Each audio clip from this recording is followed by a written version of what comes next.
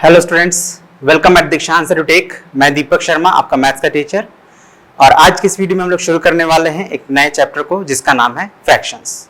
Okay, तो ये video हम लोग का इस टॉपिक का पहला पार्ट होगा और क्या क्या हम लोग पढ़ने वाले हैं इस चैप्टर में, आइए एक बार देख लेते हैं। तो बेसिकली ये 7 टॉपिक्स हैं जो हम लोग इस चैप्टर के अंदर पढ़ेंगे, जो कि जिसमें से पहला है इलिस्ट्रेट फ्रैक्शन एज डिवीजन। ठीक है, तो ऑलरेडी हम लोग जानते हैं कि फ्रैक्शन क्या होता है, तो हम लोग उस फ्रैक्शन को एज ए डिवीजन अगर हम लोग को रिप्रेजेंट करना हो या इलिस्ट्रेट करना हो या दिखाना हो तो कैसे दिखाएंगे, इसको हम लोग जानेंगे। फिर सेकंड में represent fractions on number line. ठीक है ना, तो फ्रैक्शन भी क्या होता है, एक नंबर ही होता है और हम लोग नंबर्स को नंबर लाइन पे रिप्रेजेंट करना ऑलरेडी सीखे हैं, जैसे इंटीजर्स और नेगेटिव नंबर्स के बारे में हम लोग इंटीजर्स और नेगेटिव नंबर्स को हम लोग नंबर लाइन पे रिप्रेजेंट करना सीखे थे पिछले चैप्टर में। तो इसमें हम लोग फ्रैक्शंस को भी नंबर लाइन पे रिप्रेजेंट करना सीखेंगे। उसके बाद क्लासिफाई करेंगे टाइप्स ऑफ फ्रैक्शंस को, तो ये तो आप ऑलरेडी आई एम श्योर कि क्लास 5 में पढ़ा है तो आपको याद होगा। ठीक है, बट ऑब्वियसली हम लोग इन सबको छोड़ नहीं सकते। ठीक है, नेक्स्ट टॉपिक होगा हमारा डिफाइन इक्विवेलेंट फ्रैक्शंस, तो ये भी आपने क्लास 5 में पढ़ा होगा आई एम श्योर। ठीक है, उसके बाद फिर reduce a fraction into its simplest form, किसी फ्रैक्शन को सिंपलेस्ट फॉर्म में कैसे रिड्यूस करेंगे। ठीक है, आप देख रहे हैं ये सभी पुराने ही टॉपिक्स है जो आपने ऑलरेडी क्लास 5 में पढ़ा हुआ है। फिर कंपेयर करना सीखेंगे, है ना। उसके बाद एडिशन और सब्ट्रैक्शन परफॉर्म करना सीखेंगे, किसी मतलब फ्रैक्शंस का एडिशन और सब्ट्रैक्शन करना सीखेंगे। ओके, तो इसमें से most of the topics already आपने क्लास 5 में पढ़ा हुआ है, बट हो सकता है आप उनमें से कुछ टॉपिक्स को भूल गए हो या थोड़ा बहुत कंफ्यूजन हो, तो उसको हम लोग अभी इस वीडियो में इस चैप्टर को जब करेंगे तो उसमें क्लियर कर लेंगे। ठीक है, तो शुरू करते हैं। तो बेसिकली आगे बढ़ने से पहले हम लोग थोड़ा सा फ्रैक्शन को रिवाइज कर लेते हैं। फ्रैक्शन होता है क्या है, ठीक है, फ्रैक्शन का मतलब क्या है, ये सारी बातों को एक बार रिवाइज कर लेते हैं फिर शुरू करते हैं।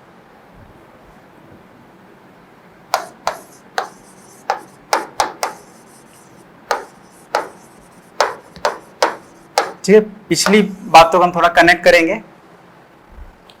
तो फ्रैक्शन क्या होता है, ए part of A whole.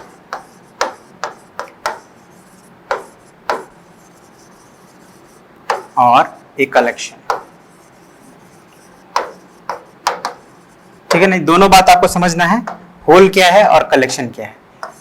Whole और कलेक्शन, ठीक है, होल के भी किसी भाग को हम लोग फ्रैक्शन कहेंगे या किसी कलेक्शन के भी किसी एक हिस्से को, एक भाग को फ्रैक्शन कह सकते हैं। अब दोनों को समझ लेते हैं। जैसे सपोज कीजिए एक रेक्टेंगल के शेप का कोई ऑब्जेक्ट है, एक ऑब्जेक्ट है, ठीक है, और एक कलेक्शन है। ठीक है, मान लीजिए सर्कुलर कुछ, जैसे आप मार्बल्स आप लोग देखे होंगे, ठीक है, एक कलेक्शन ऑफ मार्बल्स है। ठीक है,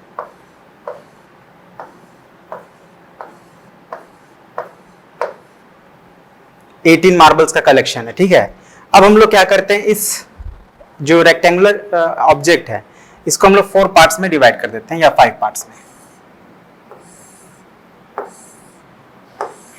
ठीक है, 5 पार्ट्स में डिवाइड हो गया ये। अब इसका एक पार्ट का अगर हम बात करें,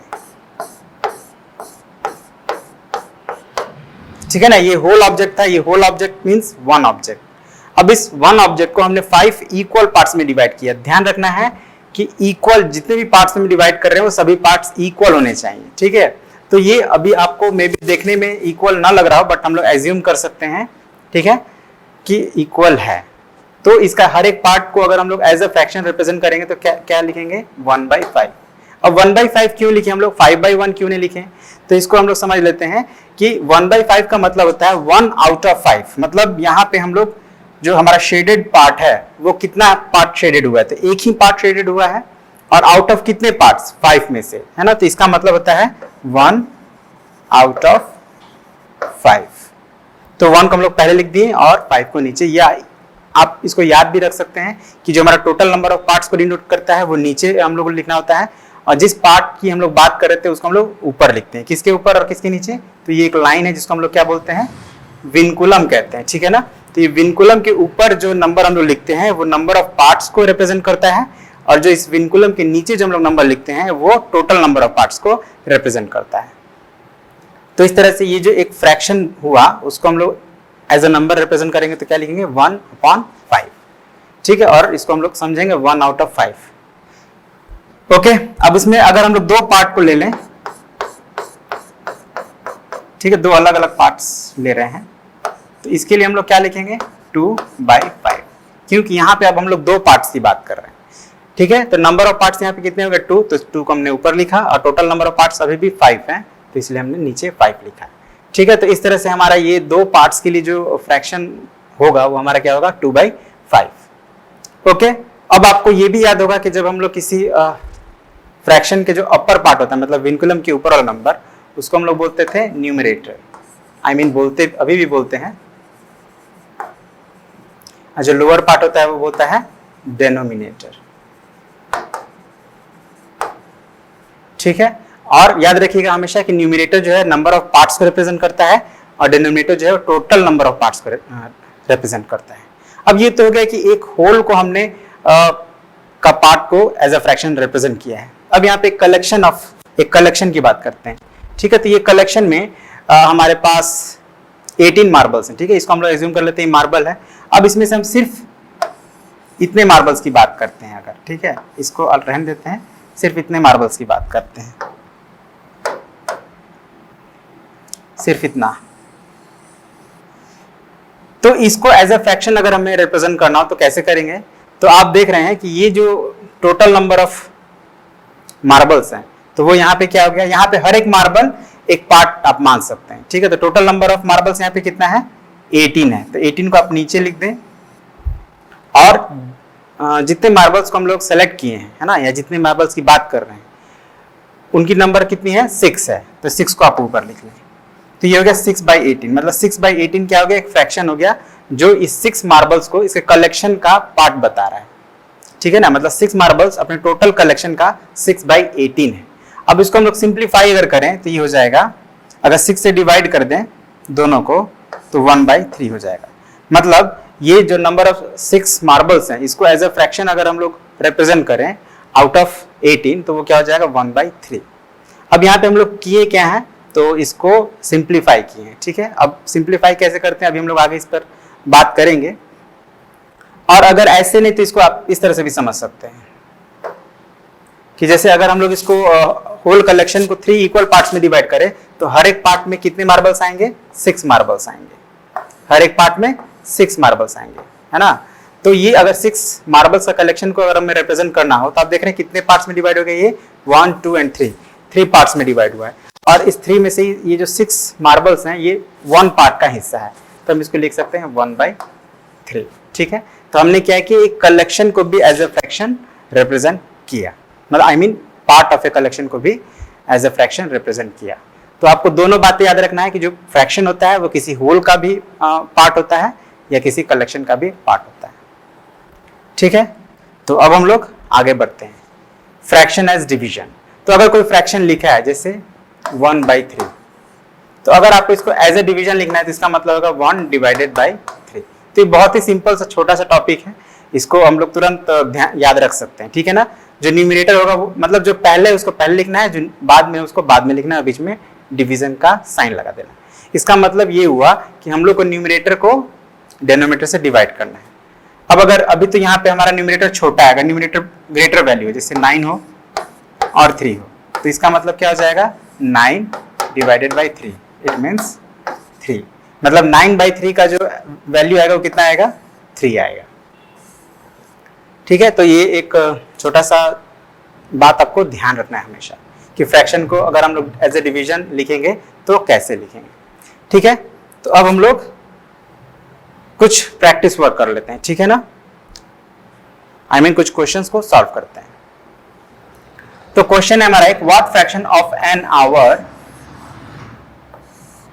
इज 20 मिनट्स, मतलब 20 मिनट्स एक घंटे का कितना भाग है ना, एक घंटे का कितना भाग है 20 मिनट्स, मतलब हमको इसको एज अ फ्रैक्शन रिप्रेजेंट करना है।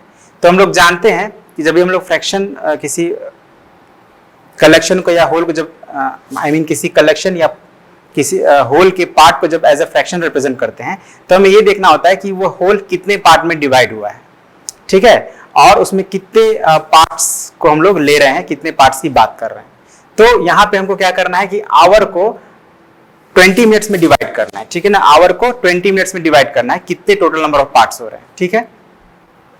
तो सॉल्यूशन हियर। अब डिवाइड करने से पहले हमें एक बात ध्यान रखना है कि जो भी दोनों जिनको हम डिवाइड कर रहे हैं उसका यूनिट सेम होना चाहिए। तो ये 1 आवर है और ये 20 मिनट्स है, तो यूनिट डिफरेंट हो गया तो हम आवर को मिनट में कन्वर्ट कर लेते हैं। तो 1 आवर कितना होता है, 60 मिनट होता है, और 20 मिनट से ये तो ऑलरेडी मिनट में ही है।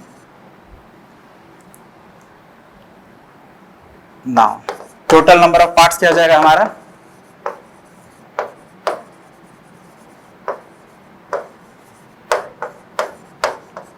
टोटल नंबर ऑफ पार्ट्स निकालने के लिए हम लोग क्या करेंगे, 60 में कितने 20 मिनट्स हैं ये जानने के लिए हम लोग 60 को 20 से डिवाइड कर देंगे, है ना। या आप डिवीजन फॉर्म में लिखें 60 डिवाइडेड बाई 20, तो क्या हो जाएगा 3। तो टोटल नंबर ऑफ पार्ट हो गया वो 3 हो गया। और हम लोग कितने पार्ट की बात करें 20 मिनट्स, नंबर ऑफ पार्ट्स।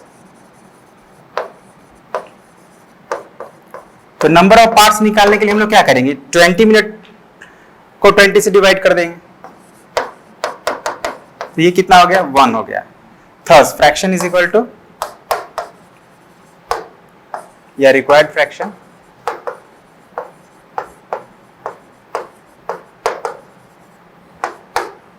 तो नंबर ऑफ पार्ट्स 1 है, तो नंबर ऑफ पार्ट्स को हम लोग ऊपर लिखते हैं और टोटल नंबर ऑफ पार्ट्स को नीचे लिखते हैं।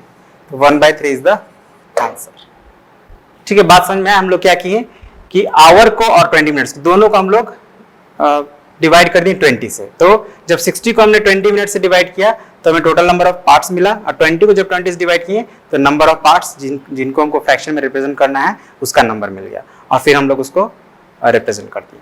तो ये एक तरीका है, लेकिन इससे भी एक सिंपल तरीका है जो अभी हम लोग उस पर बात करते हैं, ठीक है। इससे भी और क्विकली हम लोग आंसर फाइंड कर सकते हैं। क्या है question, what fraction of an hour is 20 minutes.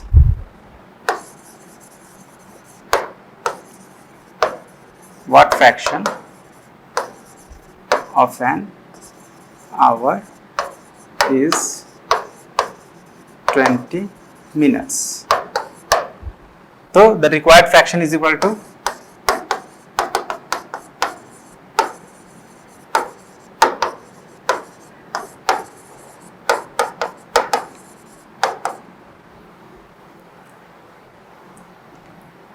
ठीक है। तो यहाँ पे टोटल नंबर ऑफ पार्ट हमारा आवर है, यानी 20 मिनट्स डिवाइडेड बाय 1 आवर, ठीक है। यहाँ पे टोटल हमारा आवर है और उसमें से कितने मिनट्स की बात करें 20 मिनट्स की, तो जो मतलब हमारा टोटल नंबर ऑफ पार्ट्स 20 हो गया, और जिसको हम लोग फ्रैक्शन में कन्वर्ट करना है वो 20 मिनट्स हो गया, और टोटल नंबर ऑफ पार्ट्स क्या हो गया n आवर हो गया। तो इसलिए हम लोग 20 मिनट्स को ऊपर लिख दिए और n आवर को नीचे लिख दिए। अब हम लोग क्या करेंगे, तो आवर को मिनट में कन्वर्ट कर लेंगे, तो 60 हो जाएगा, और इसको सिंपल कर लेंगे तो क्या हो जाएगा 1/3, ठीक है। तो जब फ्रैक्शन में लिखेंगे तो फिर हमको मिनट या आवर लास्ट में लिखने की जरूरत नहीं है, सिंपली हम लोग को फ्रैक्शन लिख देना है। तो हमारा आंसर हो गया 1/3, ठीक है। अब इसमें एक और क्वेश्चन है, what fraction of numbers from 1 to 15 are prime, ठीक है। तो ये जानने के लिए हम लोग क्या करेंगे, सबसे पहले तो हम लोग जितने भी नंबर्स हैं उसको लिखेंगे, 1 to 15 नंबर्स को लिख देते हैं, ठीक है। तो 1 2 3 4 5 6 7 8 9 10 11 12 13 14 एंड 15, ठीक है। तो यहाँ पे टोटल नंबर ऑफ नंबर्स कितने हो गए,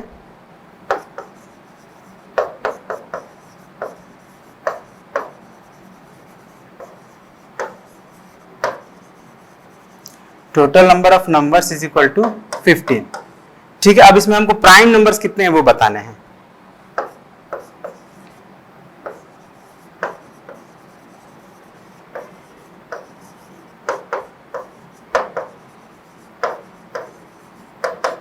अब इसमें प्राइम नंबर्स कौन कौन से हैं आप देखिए, 1 से 15 तक के बीच में प्राइम नंबर तो आप जानते हैं क्या होता है, ऐसे नंबर जिनके सिर्फ दो ही फैक्टर हो, मतलब ये आपका 2 हो जाएगा, 3, 5, 7, 11, 13, ये सभी प्राइम नंबर है। अब इनको काउंट करिए कितना हो रहा है, 1, 2, 3, 4, 5 एंड 6, 6 प्राइम नंबर्स हैं। Thus required fraction is equal to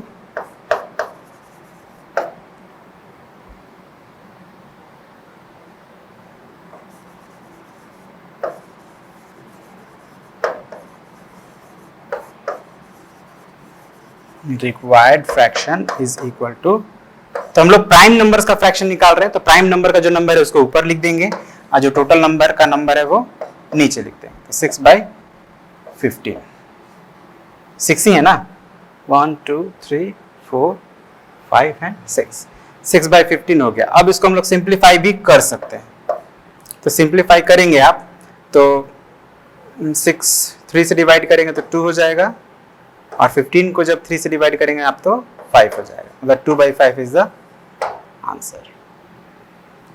ठीक है, तो इस तरह से हम लोग को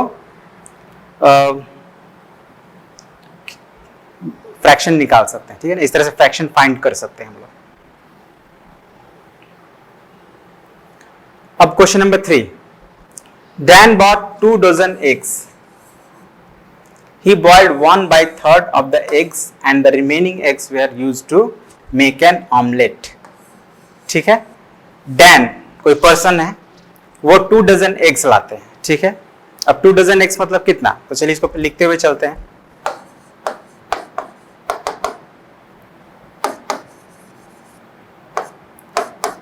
to dozen is equal to 2 into 1 dozen में 12 होता है ना, तो 24।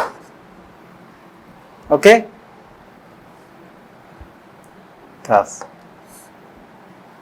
सो टोटल नंबर ऑफ एग्स कितना हो गया, 24। अभी 24 में से 1/3, 24 जो टोटल नंबर ऑफ एग्स है उसका 1/3 वो क्या करता है, बॉयल कर देता है, मतलब उबाल देता है। तो नंबर ऑफ बॉइल्ड एग्स,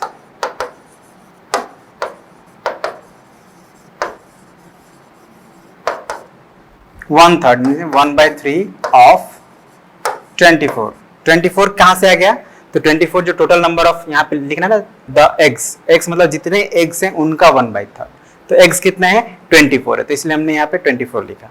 अब इसको सॉल्व करते हैं, 1/3 मल्टीप्लाइड बाई 24, तो कटेगा 8 टाइम्स में, तो 8 1 जा 8 हो गया। ठीक है, तो 8 बॉइल्ड हो गए, तो बचा कितना,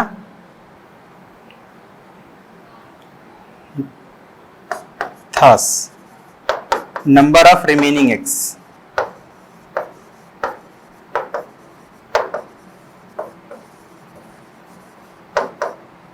तो 24 टोटल एग था और 8 बॉयल हो गया, तो बचा कितना 16। अब हमको बताना कि जो 16 है वो 24 का कितना भाग है ना, यानी फ्रैक्शन में फ्रैक्शन बताना है उसका। थस या hence required fraction is equal to,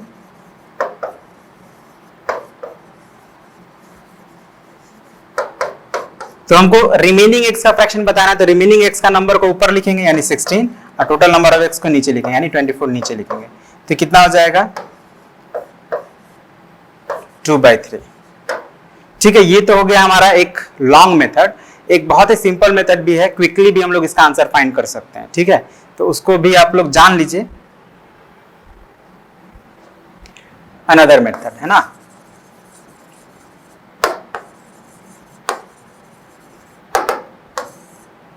क्या है, अब टोटल नंबर ऑफ एक्स को हम लोग 1 मान लेते हैं,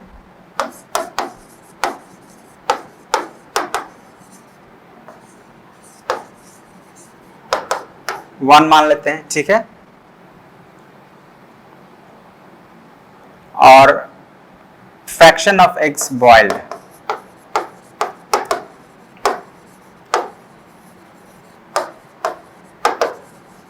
इज इक्वल टू 1/3। 1/3 बॉयल हो गया 1 में से, thus fraction of eggs, question में क्या है देखते हैं एक बार, eggs used to make omelette है ना, used to make omelette is equal to, तो देखिए टोटल 1 है, 1 में से 1/3 बॉयल हो गया, तो 1 में से 1/3 को माइनस कर लेंगे। लेकिन मैं अभी ये मेथड आपको इसलिए नहीं बता रहा था क्योंकि ये मेथड अभी आपने सब्ट्रैक्ट करना सीखा नहीं है ना। क्लास 5 में आप सीखे हैं, अगर आपको याद होगा तो आप इसको ऐसे कर सकते हैं। एलसीएम 3 हो जाएगा, फिर ये 3 - 1 इज इक्वल टू 2/3। ठीक है, तो आप ऐसे बना सकते हैं, कोई दिक्कत नहीं है। ठीक है, अगर आप समझ गए तो आप ऐसे ही बना सकते हैं। और जो ये डिटेल्ड मेथड है ना, कॉन्सेप्ट के बेस पे है, और वो भी थोड़ा शॉर्टर मेथड है, बट आपको जो सही लगे आप बना सकते हैं। ओके, अब next question, what fraction of a 10 kilometre is 700 metre. तो ये एग्जैक्टली हमने जो क्वेश्चन नंबर 1 बनाया था या क्वेश्चन नंबर 2 बनाया था उसी के बेस पे है। यहाँ पे आप देख सकते हैं एक किलोमीटर में है और एक मीटर में है, तो इस किलोमीटर को मीटर में बदल देंगे तो टोटल हमारा हो जाएगा 10 किलोमीटर और ऊपर हो जाएगा 700 मीटर। अब आप दोनों को मीटर में कन्वर्ट कर लीजिए, तो 10 × 1000 मीटर। अब आप देखिए 1 ये कैंसिल हो गया, तो बचा क्या, 7/100। ठीक है, अब क्वेश्चन नंबर 5 भी आप जैसे हम लोग क्वेश्चन नंबर 2 बनाए थे, क्वेश्चन नंबर 2 की तरह ही क्वेश्चन नंबर 5 बनेगा। यहाँ पे 1 to 15 नंबर लिखना था और यहाँ पे कितने हैं,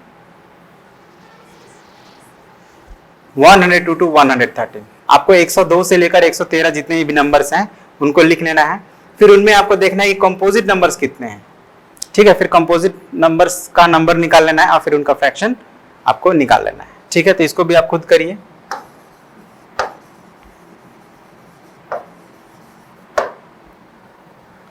okay, now next, look at the figure and suggest your answer. मतलब ये फिगर को देखकर आपको आंसर बताना है। और क्वेश्चन क्या है, does the shaded portion represents 1/2। मतलब ये जो शेडेड पोर्शन है ये आपका पूरा फिगर है, एक क्वाड्रिलेटरल के जैसा है ना, और इसको एक डायगोनल के अंदर इसको शेडेड कर दिया गया है। तो बता रहा है कि ये जो पोर्शन है शेडेड पोर्शन, ये 1/2 को रिप्रेजेंट कर रहा है कि नहीं। तो देखने से लग रहा है कि ये 1/2 नहीं है, क्योंकि हम लोग जानते हैं कि जब किसी भी ऑब्जेक्ट को 2 पार्ट में हम डिवाइड करते हैं तो दोनों पार्ट इक्वल होना चाहिए, तभी उसका एक पार्ट 1/2 कहलाएगा। अब आप देख रहे हैं ये वाला जो पोर्शन है, वो जो शेडेड पोर्शन है वो बड़ा दिख रहा है और जो अनशेडेड पोर्शन है वो छोटा दिख रहा है, तो इक्वल नहीं है, इसलिए ये जो शेडेड पोर्शन है वो 1/2 को रिप्रेजेंट नहीं करता। ठीक है ना, गिव रीजन में आपको यही लिख देना है। तो क्या लिखेंगे आप, know the shaded portion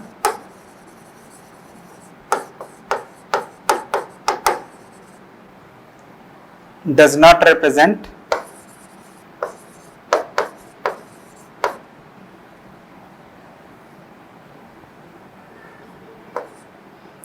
does not represent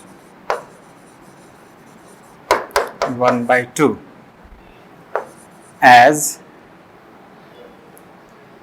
the two parts are not equal.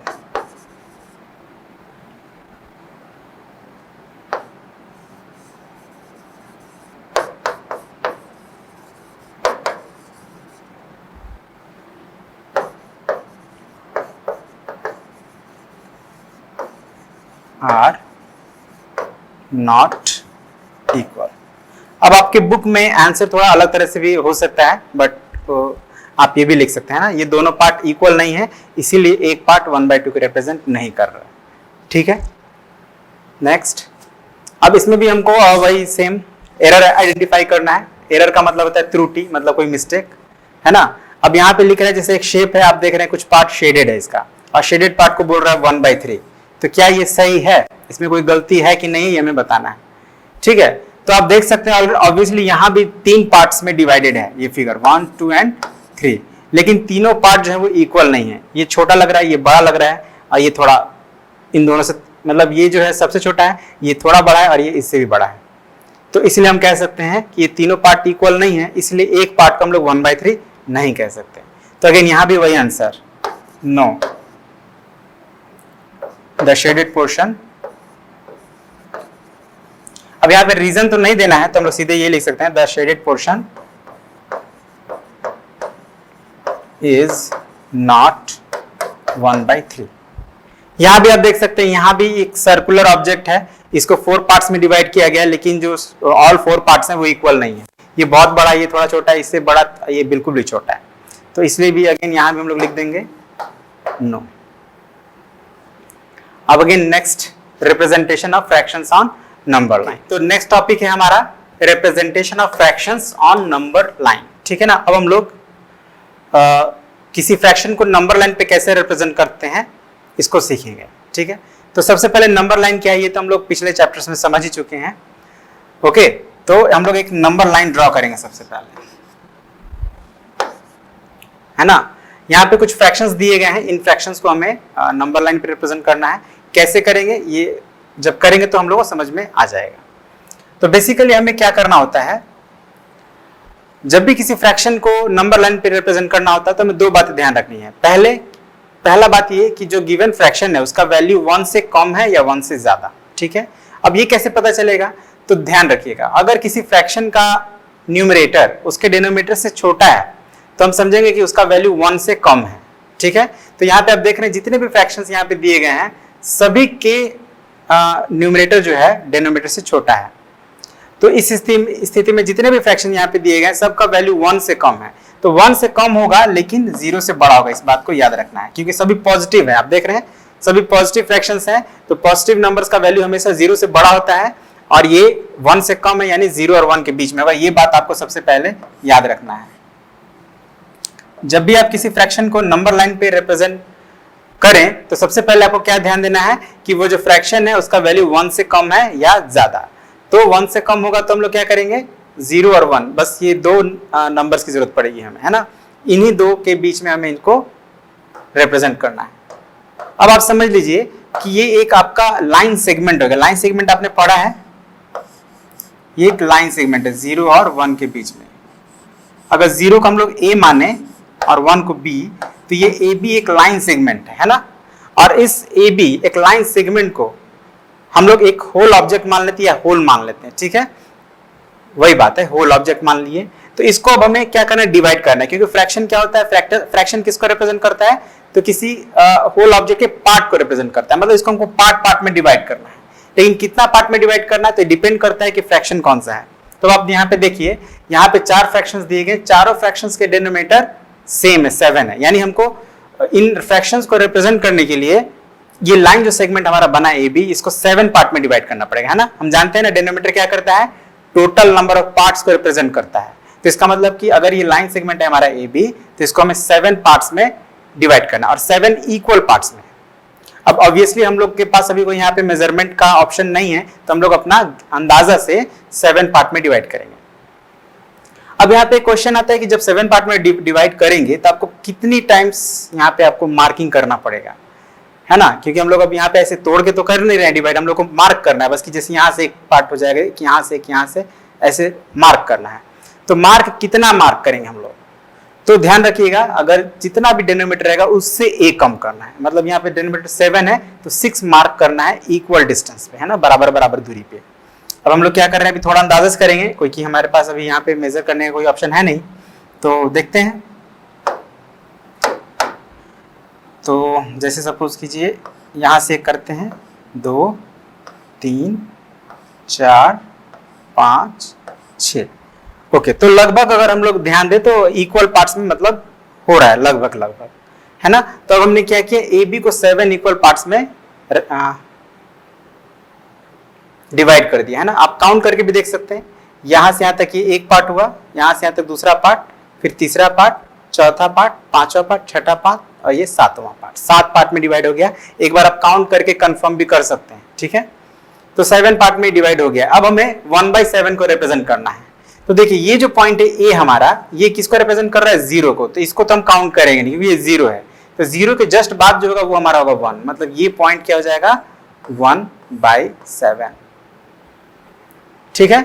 अब हमें 2/7 को रिप्रेजेंट करना है, तो सेकंड पॉइंट जो होगा वो हमारा हो जाएगा 2/7। बस आपको जो समय लगेगा डिवाइड करने में, है ना, एक बार आप डिवाइड कर दिए, काउंट करते जाइए और फ्रैक्शंस को रिप्रेजेंट करते जाइए। तो ये थर्ड क्या हो जाएगा, 3/7, और फोर्थ क्या हो जाएगा, 4/7, और ये फिफ्थ क्या हो जाएगा, 5/7, ये 6/7 और 7/7, ठीक है। लेकिन हमें 4/7 तक ही रिप्रेजेंट करना था, तो हमने इसको कर दिया, हमारा काम ओवर हो गया। ये पहला है। अब सेकंड, तो सेकंड को रिप्रेजेंट करना है, तो इसके लिए भी हम लोग एक नंबर लाइन ड्रॉ करेंगे, ठीक है। और यहां भी आप देखिए, ये सभी जो भी फ्रैक्शंस गिवन है उनका न्यूमरेटर डिनोमिनेटर से छोटा है, मतलब इनका वैल्यू भी 1 से कम है, यानी ये भी क्या होंगे 0 और 1 के बीच में होंगे, ठीक है। 0, थोड़ा हम लोग इसको ज्यादा ले लेते हैं, क्यों, क्योंकि इसको ज्यादा पार्ट में डिवाइड करना है, ठीक है। अब इसको भी अगेन हम लोग मान लेते हैं, एक को A और एक को B, तो A भी एक लाइन सेगमेंट हो गया। अब इस एक लाइन सेगमेंट को हमें कितने पार्ट में डिवाइड करना है, तो जितना डिनोमिनेटर है 12 पार्ट में डिवाइड करेंगे, ठीक है। अब 12 पार्ट में डिवाइड करना है, तो कितना मार्क करेंगे, तो 11, 12 में से एक कम कर देंगे तो 11 हो जाएगा। अब बराबर डिस्टेंस पे आप 11 टाइम्स मार्क करिए, 1 2 3 4 5 6 7 8 9 10 11, ओके। अब यहाँ पे बहुत सारा स्पेस बच गया, तो एक काम करते हैं, इसको यहाँ से मिटा देते हैं, ठीक है, इसको यहाँ से मिटा देते हैं। और देखिए कितना 1 2 3 4 5 6 7 8 9 10 11 हो गया, तो मतलब ये जो 12th होगा वो हो जाएगा हमारा 1, ठीक है। मतलब आप जैसे मैंने क्या किया, पहले ही 0 और 1 पॉइंट ले लिया, आप क्या करेंगे, पहले 0 पॉइंट लें, या चलिए मैं आपको उसी तरह से आपको बताता हूं ताकि कोई कंफ्यूजन ना हो। क्या करेंगे हम लोग, है ना, अंदाजा से करना है तो प्रॉब्लम तो होगा, तो उसके लिए हम लोग कुछ ना कुछ उपाय करेंगे ताकि प्रॉब्लम कम से कम हो। तो हम लोग क्या किए, 0 पॉइंट तो मार्क कर लिए, लेकिन 1 अभी नहीं करेंगे, हम लोग क्या करेंगे, इक्वल डिस्टेंस पे 12 पार्ट में डिवाइड करते हैं। तो 1 2 3 4 5 6 7 8 9 10 11, ये 11 पार्ट हो गया, 1 2 3 4 5 6 7 8 9 10 11 हो गया। और जो 12th पार्ट होगा वो क्या होगा, हमारा 1 होगा, ठीक है ना। 12th पार्ट क्या होगा, 1 होगा, क्योंकि हमको 11 ही बीच में लाइन इंसर्ट करना होता था, तो ये हो गया। अब हमारा 0 और 1 12 पार्ट में डिवाइड हो गया। अब हमें 3/12 को रिप्रेजेंट करना है, तो हम क्या करेंगे, ये तो 0 है, तो 0 को नहीं काउंट करेंगे, 1 से काउंट करेंगे, 1 2 एंड 3, जो थर्ड पॉइंट है ये हो जाएगा 3/12, और फिफ्थ पॉइंट मतलब ये हो जाएगा हमारा 5/12, 8/12 मतलब 6 7 8, 8/12, 9 10 11, तो ये फिर हो गया 11/12। इसी तरह से हम लोग किसी भी फ्रैक्शन को नंबर लाइन पे रिप्रेजेंट कर सकते हैं, है ना। ध्यान ये रखना है कि इसका वैल्यू 1 से कम है या 1 से ज्यादा। तो अभी हम लोग जो सीखे हैं वो सीखे हैं 1 से कम अगर है कोई फ्रैक्शन तो उसको कैसे रिप्रेजेंट करेंगे। अभी थोड़ी देर बाद मतलब आगे के जो नेक्स्ट वीडियो हम लोग देखेंगे, नेक्स्ट पार्ट बनाएंगे, तो उसमें हम लोग सीखेंगे कैसे हम लोग किसी ऐसे फ्रैक्शन को नंबर लाइन पे रिप्रेजेंट कर सकते हैं जिसका वैल्यू 1 से ज्यादा हो, ठीक है। तो आई होप आपको समझ में आया होगा। तो हम लोग अब आगे बढ़ते हैं। नेक्स्ट पार्ट है टाइप्स ऑफ फ्रैक्शंस, ठीक है। तो टाइप्स ऑफ फ्रैक्शंस आपको याद होगा हम लोग पढ़े थे, 3 तरह का होता है। एक proper fraction,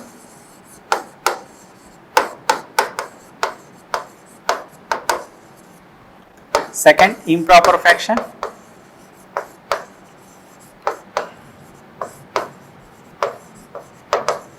and third mixed fraction. अब कैसे हम याद रखें कौन सा प्रॉपर होगा, तो मैं एकदम शॉर्ट में आपको बता रहा हूं। प्रॉपर फ्रैक्शन का जो न्यूमरेटर होता है वो लेस देन होता है इट्स डेनोमिनेटर, ठीक है। मैं शॉर्ट में लिख रहा हूं, न्यूमरेटर के लिए NUM, डेनोमिनेटर के लिए DNO। इम्प्रॉपर फ्रैक्शन में क्या होगा, न्यूमरेटर ग्रेटर देन हो जाएगा इट्स डेनोमिनेटर। और मिक्स्ड फ्रैक्शन में क्या होगा, तो मिक्स्ड फ्रैक्शन में होल नंबर होगा कोई और प्लस प्रॉपर फ्रैक्शन होगा। अब इसको एग्जांपल से थोड़ा समझते हैं। जैसे प्रॉपर फ्रैक्शन के लिए एग्जांपल हम देख सकते हैं 2/5, 7/11, 12/17, ठीक है। ये सभी क्या हो गए, प्रॉपर फ्रैक्शन, क्योंकि यहाँ पे न्यूमरेटर क्या है, छोटा है डिनोमिनेटर से। और अगर इसी का उल्टा कर दे 5/2, 11/7, 17/12, या कोई दूसरा भी ले लीजिए 19/9, ये सभी क्या है, इम्प्रॉपर फ्रैक्शन, मतलब इसमें न्यूमरेटर आपको बड़ा होगा डिनोमिनेटर से। अब होल नंबर क्या होगा, जैसे 2 + 3/5, ठीक है ना, 2 + 3/5, इसमें एक होल नंबर भी आ गया और एक प्रॉपर फ्रैक्शन भी आ गया। 3/5 क्या है, प्रॉपर फ्रैक्शन। अब इसी को हम लोग जब लिखेंगे तो शॉर्ट में लिखेंगे 2 होल 3/5, तो ये हमारा क्या कहलाएगा, एक मिक्स्ड फ्रैक्शन कहलाएगा। ठीक है, तो इस पे ज्यादा चर्चा नहीं करेंगे क्योंकि ऑलरेडी आप लोग जानते हैं, बहुत सिंपल सा है। बस आपको ये 2-3 बातें ध्यान रखनी है कि प्रॉपर फ्रैक्शन में न्यूमरेटर छोटा होता है और इम्प्रॉपर फ्रैक्शन में न्यूमरेटर बड़ा होता है, और मिक्स्ड फ्रैक्शन में होल नंबर और प्रॉपर फ्रैक्शन कंबाइंड रहता है। ठीक है, अब इसमें एक बात आप और याद रख सकते हैं कि जो प्रॉपर फ्रैक्शन होता है उसका वैल्यू 1 से कम होता है। अभी हम लोग जो बात किए थे कि अगर न्यूमरेटर कम हो तो उसका वैल्यू 1 से कम होगा, यानी प्रॉपर फ्रैक्शन का न्यूमरेटर छोटा होता है तो प्रॉपर फ्रैक्शन का वैल्यू 1 से हमेशा कम होता है। और फिर 1 से बड़ा कौन होगा, तो इम्प्रॉपर फ्रैक्शन। ठीक है ना, इम्प्रॉपर फ्रैक्शन का वैल्यू हमेशा 1 से ज्यादा होता है। मतलब अब जब हम लोग सीखेंगे नंबर लाइन पे फ्रैक्शन को रिप्रेजेंट करना, वो इम्प्रॉपर फ्रैक्शंस का ही सीखेंगे। ठीक है, और mix fraction basically improper fraction का ही एक अदर रूप है। ठीक है ना, यानी हम लोग इम्प्रॉपर फ्रैक्शन को मिक्स फ्रैक्शन में और मिक्स फ्रैक्शन को इम्प्रॉपर फ्रैक्शन में कन्वर्ट कर सकते हैं। अब वो कैसे करेंगे, तो आइए देखते हैं कुछ एग्जाम्पल से।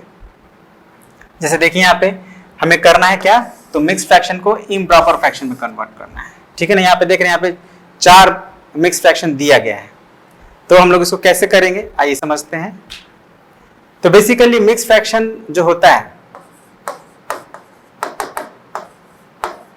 ये होल नंबर और प्रॉपर फ्रैक्शन का कंबाइंड फॉर्म होता है ना। तो यानी कि हर एक मिक्स फ्रैक्शन के 2 भाग होते हैं, एक होता है होल पार्ट और एक होता है फ्रैक्शन पार्ट। मतलब इसमें होल पार्ट है हमारा 3 और फ्रैक्शन पार्ट है 7/8। अब इसको जब आप कन्वर्ट करेंगे इम्प्रॉपर फ्रैक्शन में, तो आपको क्या करना है, जो आपका होल नंबर है जैसे 3, उसको डिनोमिनेटर से मल्टीप्लाई कर देना है, ये याद रखना है, डिनोमिनेटर से मल्टीप्लाई कर देंगे। अब ये न्यूमरेटर का क्या करें, तो इसको प्लस कर दें, हो गया। और मतलब ये जो आपका मिला वो आपका न्यूमरेटर हो जाएगा इम्प्रॉपर फ्रैक्शन का, और डिनोमिनेटर क्या होगा, तो डिनोमिनेटर जो आपका डिनोमिनेटर यहाँ पे प्रॉपर फ्रैक्शन का था वही डिनोमिनेटर रहेगा। तब इसको अब सॉल्व कर लीजिए, बस 8 3 24,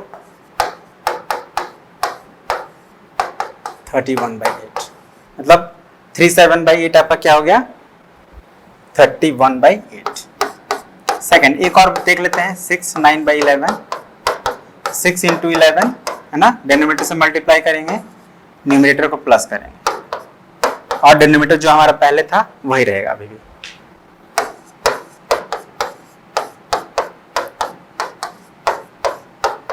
ठीक है, तो इसी तरह से जो 3 और 4 है इसको आप लोग बनाएंगे, आपके बुक में भी बहुत सारा होगा, उसको भी आप लोग जरूर बनाएंगे। ठीक है, अब next converting improper fraction into mixed fraction. अब ये उल्टा, यहाँ पे आपको इम्प्रॉपर फ्रैक्शन दिया गया है और इसको हम लोग मिक्स्ड फ्रैक्शन में कन्वर्ट करेंगे। तो कैसे करेंगे,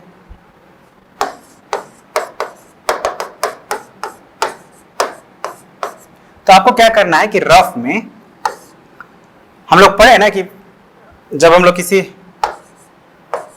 फ्रैक्शन को एज ए डिवीजन लिखते हैं तो क्या लिखेंगे, 47 / 7, मतलब हमें 47 को 7 से डिवाइड करना है,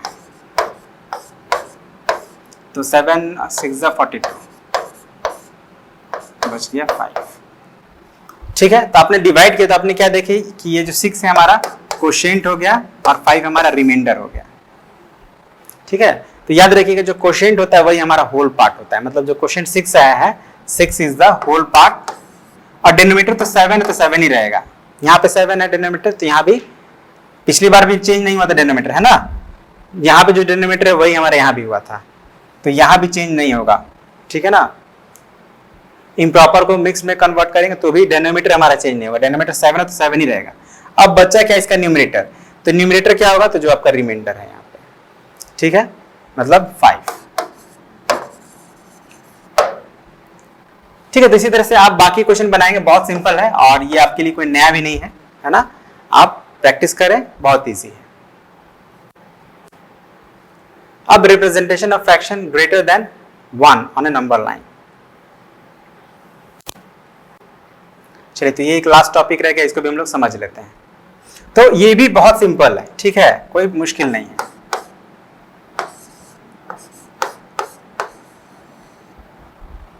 आप देख रहे हैं ना कि इसमें जो फ्रैक्शंस दिए गए हैं इनमें मिक्स्ड फ्रैक्शन के फॉर्म में भी है और इम्प्रॉपर फ्रैक्शन के भी फॉर्म में है।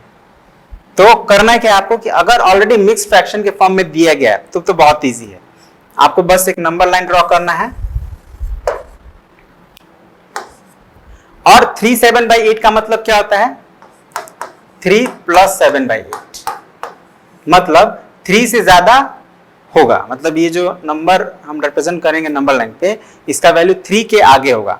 तो आप 3 पहले 3 तक जाइए 0 1 2 इंटीजर्स को हम लोग ऐसे ही रिप्रेजेंट करते थे ना 0 1 2 3 मतलब इंटीजर्स को रिप्रेजेंट कर दिए आप 3 तक।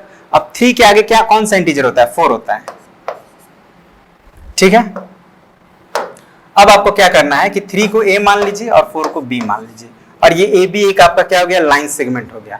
अब इस लाइन सेगमेंट को हमें क्या करना है तो जो डिनोमिनेटर कितना है 8 है ना डिनोमिनेटर, तो 8 पार्ट में डिवाइड करना है। 8 पार्ट में डिवाइड करने के लिए क्या करेंगे, चलिए पहले इसको आधा कर लेते हैं फिर आधा कर लेते हैं फिर आधा।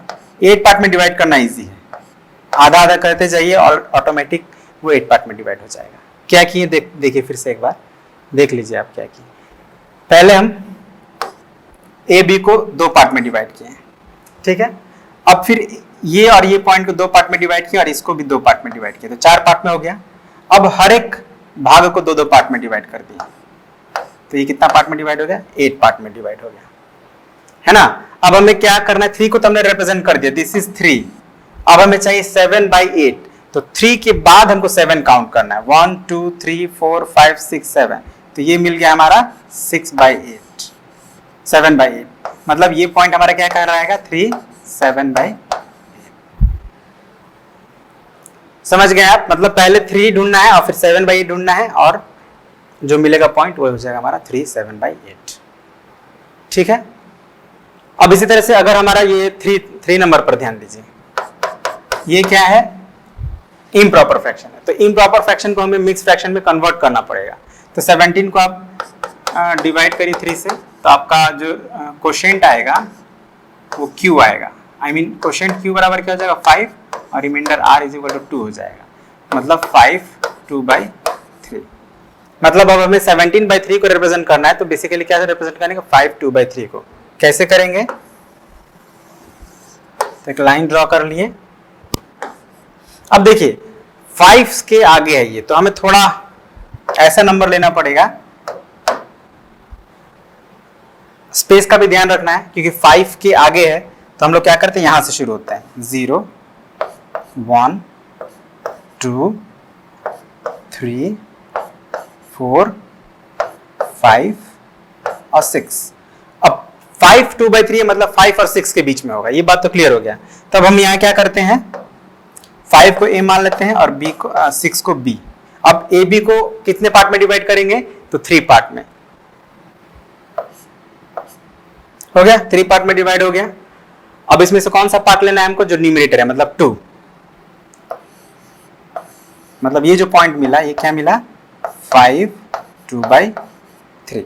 हमेशा याद रखना है जो हम लोग काउंटिंग करेंगे वो न्यूमरेटर के अकॉर्डिंग और जो डिवीजन करेंगे वो डिनोमिनेटर के अकॉर्डिंग, ठीक है। और किसके किसके बीच में होगा, तो हमको होल पार्ट का देखना है। होल पार्ट 5 है तो 5 और 6 के बीच में होगा, यहाँ होल पार्ट 3 था तो 3 और 4 के बीच में हुआ। जहां होल पार्ट होता ही नहीं है मतलब प्रॉपर फ्रैक्शन होता है वहां पे 0 और 1 के बीच में होता है, ठीक है। इतनी बातों का ध्यान रखेंगे, आसानी से आप किसी भी फ्रैक्शन को नंबर लाइन पे रिप्रेजेंट कर पाएंगे, ठीक है। तो इसी के साथ हमारा आज का ये वीडियो हो जाता है कंप्लीट। ओके, आई होप आपको समझ में आया होगा। तो मिलते हैं हम लोग अब अगले पार्ट में जो इसके बचे हुए जो टॉपिक्स हैं उसको कवर करने के लिए, ठीक है। तो आज के लिए इतना ही, thank you very much and have a nice day.